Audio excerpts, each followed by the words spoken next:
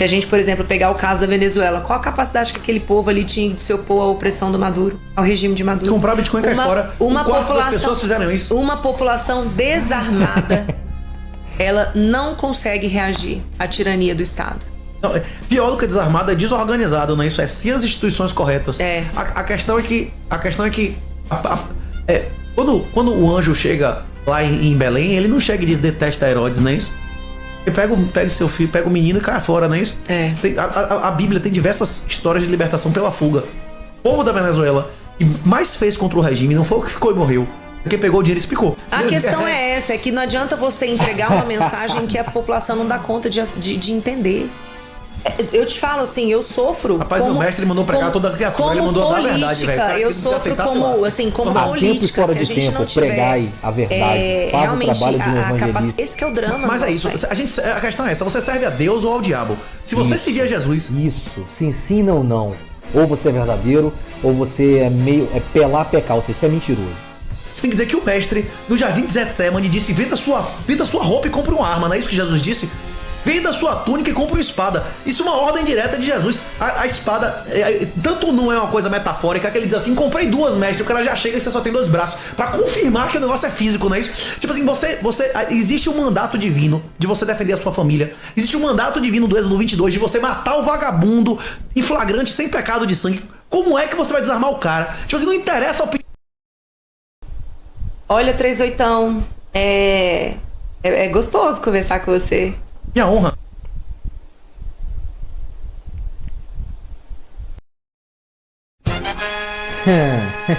Hoje o tema é interessante demais, tá? Não é tão bíblico no sentido de análise de escrituras, mas é claro que não foge à verdade e não foge ali dos fatos. E nós vamos analisar aqui uma coisa muito interessante que eu tenho observado em todos os podcasts que o Renato faz com uma mulher. Existe um fator ali, notório? Será que muitas vezes que ele argumenta com essas mulheres, ele causa nelas um efeito diferente? Você sente alguma coisa estranha na linguagem corporal dessas mulheres enquanto elas conversam com o Renato? Existe alguma coisa estranha rolando ali sempre, né? Quando elas estão conversando com ele e ele manda aquelas barbaridades na cara delas e elas ficam rindo, desconcertadas, mexem no cabelo, etc. tal. Seria ele o maior desafiador da teoria Black Pill, de que a aparência é o que importa, etc. tal? Se você está curioso para a minha análise sobre esse vídeo, não sai daí. Tá começando mais um Fala Caras.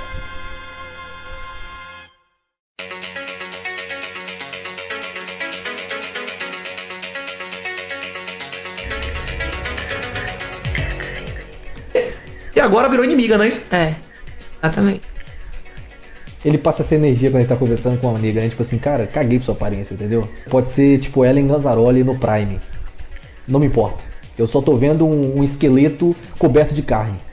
Ele transmite isso, entendeu? Com a mulher. E as mulheres, é claro que ficam assim, elas conseguem sentir, né? Porque a linguagem com a mulher ela é mais não verbal do que verbal. Entendeu? Ela é muito mais instintiva, ela é muito mais animal. Agora, felizmente, o Trump ganhou, né? Porque é realmente o que a gente precisava, assim, que acontecesse.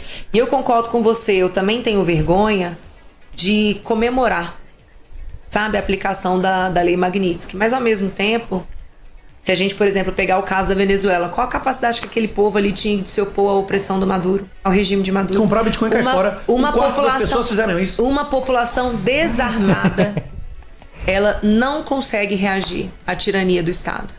Não, pior do que desarmado é desorganizado, não é isso? É sem as instituições corretas. A questão é que quando o anjo chega lá em Belém, ele não chega e diz detesta Herodes, não é isso? Ele pega seu filho, pega o menino e cai fora, não é isso? A Bíblia tem diversas histórias de libertação pela fuga. O povo da Venezuela, que mais fez contra o regime, não foi o que ficou e morreu. Porque pegou o dinheiro e explicou. Foi. Porque esse cara ainda tá vivo, ele tá produzindo riqueza e ele vai fazer o que for necessário para destruir e depois reconstruir o país. E fez denúncia. O caso, por exemplo, da Maria Corina. Pois é. Ela organizou um movimento, né? Exatamente. Essa Corina e o Gonzalez são dois socialistas, né? São dois caras ideologicamente muito mais próximos de Alckmin do que de Zema, né? Assim, pai, liberalismo radical, não é de armamento civil, não é isso? Ela não propõe esse tipo de coisa, ela propõe social-democracia, não é isso? Mas deixa eu te falar, pra leão você dá carne ou você dá banana? Não tem que comer carne, né? Eles querem arrecadar, não é isso? A questão é essa, é que não adianta você entregar uma mensagem que a população não dá conta de entender. Eu te falo assim, eu sofro. Rapaz, meu mestre mandou pregar toda a criatura, ele mandou dar a verdade, velho. Política, eu sofro como, assim, como A política. tempo e fora Se a de gente tempo, não tiver pregai a verdade, faz o realmente trabalho de um evangelista. Cumpra a sua missão. Capacidade de comunicar corretamente, a gente perde. Esse que é o drama. Mas é isso, a questão é essa, você serve a Deus ou ao diabo? Se você Isso, seguir a Jesus... Isso, se ensina ou não. Ou você é verdadeiro, ou você é pelar pecar, ou seja, você é mentiroso. Você tem que dizer que o mestre, no jardim de Getsemane, disse: venda sua roupa e compre uma arma. Não é isso que Jesus disse? Venda sua túnica e compre uma espada. Isso é uma ordem direta de Jesus. A espada, tanto não é uma coisa metafórica, que ele diz assim: comprei duas, mestre. O cara já chega e você só tem dois braços. Pra confirmar que o negócio é físico, não é isso? Tipo assim, existe um mandato divino de você defender a sua família. Existe um mandato divino do Êxodo 22 de você matar o vagabundo em flagrante, sem pecado de sangue. Como é que você vai desarmar o cara? Tipo assim, não interessa a opinião. A admiração da mulher é algo que ela não tem controle sobre, sabe? Isso é uma coisa assim, natural. Você não vai controlar as reações do seu corpo mediante o que você está vendo. A opinião das pessoas é uma ordem divina. Você desarmar a população, você está servindo a Satanás. E infelizmente, muitas dessas mulheres, assim, sabe? Você percebe pelo padrãozinho, assim, pela aparência, que o tipo de homem que ela tá acostumada é aquele tipinho lá, aquele tipo de cara, entendeu? Meio artificial, aquele tipinho meio moderno e tal, que tem toda uma aparência, mas a essência do cara não tá nem perto disso aqui. O cara tem medo de falar a verdade, o cara tem medo de falar algo às vezes inconveniente, o cara tem receio em se posicionar nessa ou naquela situação, e a fêmea, em todas as situações que ela consegue perceber isso, ela vai ali construindo, né, se construindo ali os sentimentos que ela tem por esse cara. É tudo mediante as atitudes dele, tudo mediante o que ele mostra que ele é, o que ele revela da essência dele. Mas não interessa o que eles acham, não é isso ou não? Sim. Porque uma pessoa que queira ter arma, ele ainda tem o direito divino, acabou. É o que tá ali na Declaração de Independência dos Estados Unidos. Sim. O cara dele não diz a maioria das pessoas querem esses direitos. Eles disseram: Deus me deu esse direito, não é isso? Deus me ordenou isso há 5.000 anos no Antigo Testamento. O filho dele, o Messias, que derramou o sangue pelos meus pecados, ele veio há 2.000 anos e disse isso. Eu tenho direitos dados por Deus, eu não quero a guerra. Agora, se você detesta, vai dar merda, não é isso? Não entende a Declaração de Independência ou não? Não interessa. Agora, a grande ou questão... a opinião da maioria ou não? O quê? A opinião da maioria pediu Barrabás e Jesus se lasque, não é isso ou não? O quê? Agora, aqui no Brasil, a maioria da população tem o eugerizo à guerra. Nossa, só assim. guerra, as pessoas só pensam em guerra. Parece calma, assim, eu convivo com muitas pessoas assim. É muito bom. A sensação que eu tenho é que são crianças. Mas os números do Brasil nos últimos 20 anos é de guerra. Morreu tirando a Tigray e o conflito na Ucrânia. Nenhuma guerra nesse século matou mais gente que o Brasil. Você pegar a Síria foi uma guerra civil miserável. Morreu mais gente no Brasil de morte violenta, somando acidente de carro e assassinato, do que na Síria. Nesse século. Só tem 2 guerras nesse século que mataram mais gente que morreu no Brasil. A gente já tá vivendo uma guerra. Só não chama guerra porque não tem 2 lados organizados. Tem um lado organizado que é o negócio e os inocentes sendo executados, não é isso ou não? Você sabe que essa é a defesa do MBL, né? O MBL tá defendendo hoje a pena de morte no Brasil. E você sabe que pena de morte só pode acontecer em caso de guerra declarada. Mas se Bolsonaro e aí a defesa guerra... deles é que a gente já vive uma guerra, só tá faltando ser declarado como guerra. Por estarmos em guerra, a gente pode defender a pena de morte aqui no Brasil. Dentro da estrutura constitucional que nós temos hoje no Brasil. Tem dados oficiais. E 12% da ligação de internet domiciliar nesse país não são vendidos por empresas que têm autorização estatal, não é isso? São vendidos por facções. Isso é um dado oficial. Tem uma porrada de empresa, inclusive, que tem isso no guidance da empresa, não é isso? Não sei se é dado oficial que tá lá na bolsa, lá, você pode baixar. O cara tem que, inclusive, explicar o guidance. As negolhando. É engraçado, né, cara? Negolhando. É engraçado, né, cara, que eu vi um podcast dele que a mulher falou assim: ai, como é que você sabe de tudo isso? Ai, nossa, como que você tem essas respostas assim tão prontas e tal? Fiquei olhando assim, entendeu? Cara... Fica muito evidente, né, cara? Pra quem tem experiência de vida, pra quem saca um pouquinho só, entendeu? Fica claro ali o que tá rolando, entendeu? Acaba ficando muito evidente. Mas por que o resultado não é isso? Isso é um dado estatístico. 12% das pessoas nesse país não compram internet na mão de empresa. Compra na mão de uma facção, do que controla lá a região. Se Bolsonaro, com autorização do Congresso, declarasse guerra a uma facção dessa, você acha que a maioria da população vai ser contra ou a favor? Bukele lá, meu irmão, atingiu 93% da popularidade, não é isso? É isso que eu tô dizendo. Bolsonaro prometia botar a galera na cadeia. Agora ninguém quer saber de cadeia, não. A galera vai querer saber de vala, não é isso ou não? É isso mesmo. Olha, 38, é gostoso conversar com você. Minha honra. É, boy. Muito estranho isso aqui, cara. Ei! Eu acho que a gente tem A cara dele no final. Muito engraçado isso aqui, cara. Pera aí, vamos voltar um pouquinho. Conversar com você. Minha honra. Eu acho que a gente... Ele riu aqui, depois ele... Hã? Estranho isso aqui. Esse olhar duradouro aqui, cara. Pera aí. É gostoso conversar com você. Minha honra.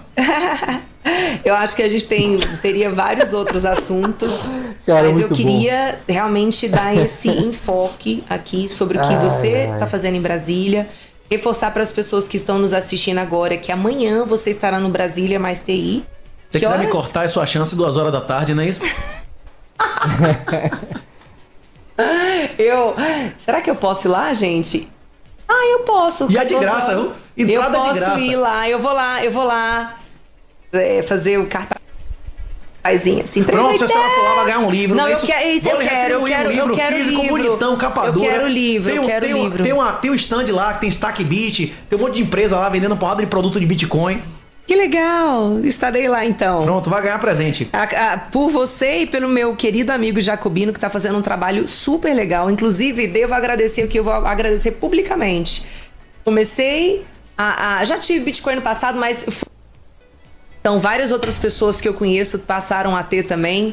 Então agradeço muito a ele que teve esse cuidado, né, de fazer essa instrução para mim. Rapaz, eu me lembrei de uma situação que eu vivi que foi muito engraçada, né? A minha tia resolveu fazer uma casa, né, num estado do Brasil, e eu estava em outro estado, e meu tio mora nesse estado que ela ia fazer a casa. Daí eu liguei pro meu tio, falei, e aí, contratou todo mundo, a equipe, os pedreiros e tal? Ele falou assim, falta um ajudante. E eu pensei comigo naquela idade, naquele momento, naquela fase, eu falei, cara, eu nunca tive a experiência de construir uma casa, e eu vou aproveitar que eu tô novo e tô sem trabalho, e eu acho que eu vou lá e vou ter essa experiência. Achei um momento oportuno, né, de ter essa experiência e tal, que provavelmente talvez não teria depois, porque trabalhando em firma, trabalhando em empresa, logísticas e tudo, né? Só que antes de ir, eu comprei a passagem estava para uma semana, na semana seguinte. Aí tá, meu primo e um amigo chamaram umas 2 gurias da igreja para ir lá na casa, tá? E eu estava lá, na casa estava eu, meu primo, esse colega, as 2 garotas, só nós. E eles começaram a tocar no assunto de se vinho era pecado ou não, porque eu peguei uma garrafa de vinho e comecei a tomar sozinho, né? Todo mundo da igreja, não sei o quê. E aí eu fiquei tomando aquele vinho e eles falando, não, porque eu acho que não é e tal. Aí falaram do texto e tudo, mas uma conversa descontraída, nada muito sério.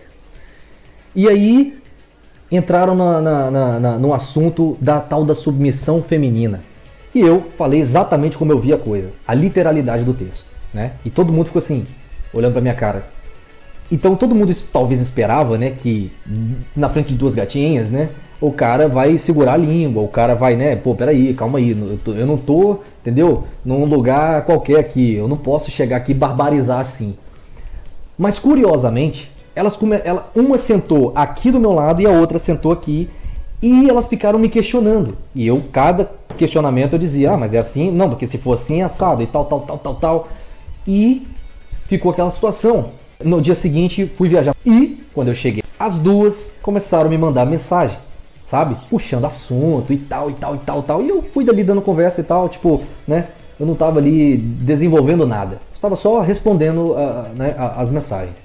E pensava comigo o tempo todo, cara, eu sei exatamente o que está acontecendo, né?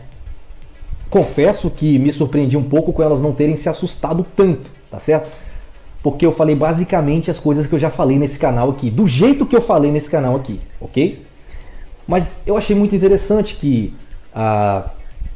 as 2 começaram a me mandar mensagem, talvez sem saber, uma sem saber que a outra estava mandando mensagem, tá certo? E eu pensava comigo o tempo todo, cara, eu sei que elas não querem um cara como eu sei disso, eu sei que elas não querem viver esse padrão, esse tipo de relação, eu sei disso. Elas só estão me mandando mensagem, elas só estão, sabe, interessadas no que eu causei nelas internamente. Eu futuquei elas internamente.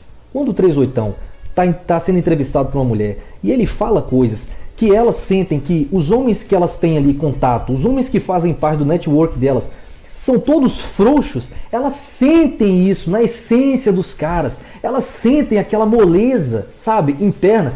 Tem toda aquela força externa, né? Tem toda aquela coisa, mas é tudo pose. A mulher sente as coisas, ela não precisa do discurso de ninguém, ela sente a fibra do cara, ela consegue sentir de que material o cara é feito. E quando elas ficam do lado de um cara desse, simples, sabe?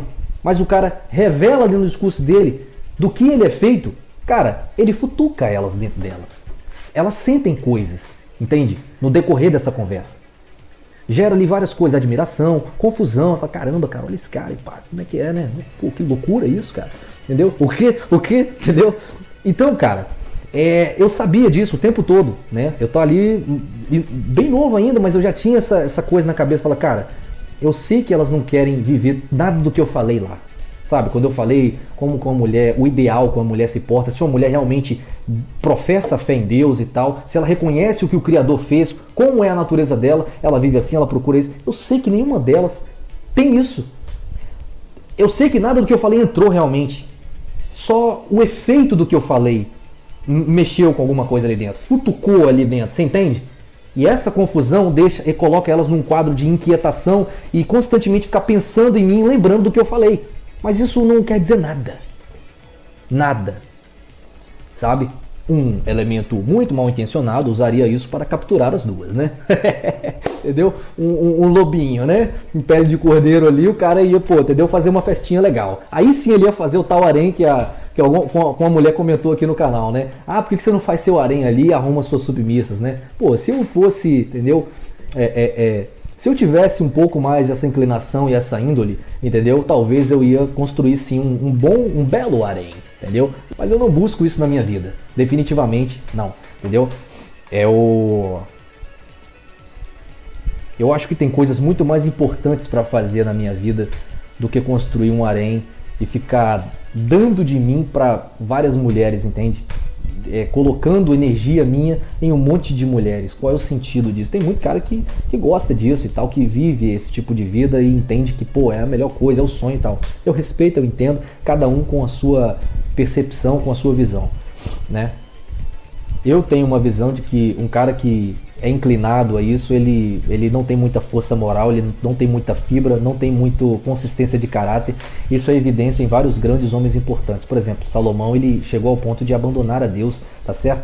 E permitir profanações em Israel, permitir através de suas mulheres, porque ele deu de si, se entregando ali, porque ele deu muito de si para todas essas mulheres, e essas mulheres, consequentemente ali, por conta da sua falta de firmeza, por conta da sua falta de fibra, tá certo?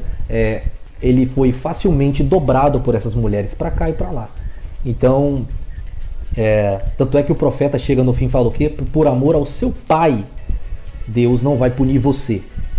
Então, eu não quero usar como uma narrativa do tipo assim, olha só, tá vendo? Se você for um cara mais assim, eu não quero usar esse exemplo aqui como uma espécie de provocação para os caras almejarem isso. Na verdade, eu queria que você entendesse que isso é só um sinal que a natureza te dá da importância de você ser um cara de fibra, um cara verdadeiro, um cara que se inclina à verdade no matter what, tá ligado? Não importa como as pessoas te veem, não importa o número de pessoas que vai te chamar de ista, né? O ista do momento, sabe? Quando você tem ali toda uma argumentação, quando tudo que você tem como opinião tem base, sabe? Você atingiu aquilo, você subiu o monte, sabe? Você teve trabalho para alcançar a verdade e quando você voltou carregadíssimo, tá certo? Quando você volta carregadíssimo, todos sentem um poder, entendeu? Todos sentem ali uma força ali de caráter, todo mundo sente ali um amor à verdade e isso, naturalmente, é admirável.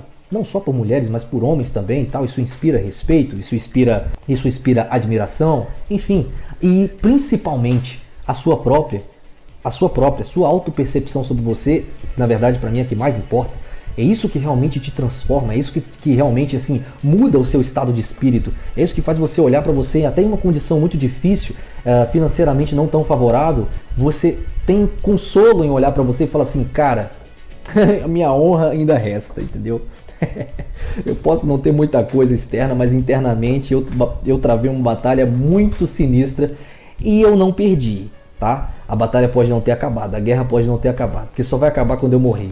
Mas eu definitivamente não estou perdendo. Eu não estou cedendo para o inimigo. Eu não estou me dobrando para a mentira. Eu não estou dobrando os joelhos para as falsidades e para as ilusões em troca de algum prêmio. Todos os reinos da terra te darei se prostrado me adorares, né? Ou seja, se você aceitar aqui essa mentirinha, se você aceitar essa ilusão aqui, tá? Para que as pessoas, né, não te vejam assim com maus olhos e você pensa assim, tá, é a verdade, mas pô, né? Eu vou ter tudo isso? Sim, a recompensa é grande. A aceitação social vai ser grande, tá? A consideração ali, a inclusão daquele grupinho que você tanto quer, você vai ter isso e tal. Só se dobre para a falsidade, se dobre para a mentira, entendeu? E tudo isso te darei. Então quando o cara ele percebe a si mesmo, tipo, não tão, sabe, vencedor na vida externamente, mas internamente ele fala assim, cara, eu definitivamente não estou perdendo essa guerra.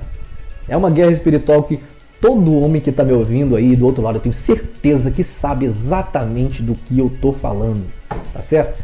Essa percepção que você tem sobre você mesmo, mediante as suas ações, mediante todos esses momentos que você sabe que você pode escolher a mentira, o engano, a atitude errada, aquilo que é profano, aquilo que é errado, e você decide não fazer, ainda que ninguém vai te admirar por não fazê-lo, tá certo? A forma como você olha para si mesmo antes de dormir todas as noites e que te dá pelo menos assim uma certa coragem de se dirigir a Deus, orar ao Senhor, cara, isso muda tudo, isso muda o jogo. Você sabe, eu tenho certeza que vocês entendem exatamente o que eu quero dizer com isso, tá certo? Então se você gostou desse vídeo, gostou dessa breve reflexão, não deixe de compartilhar, deixar aqui o seu like, tá certo? E se inscreve você que ainda não é inscrito. Até a próxima!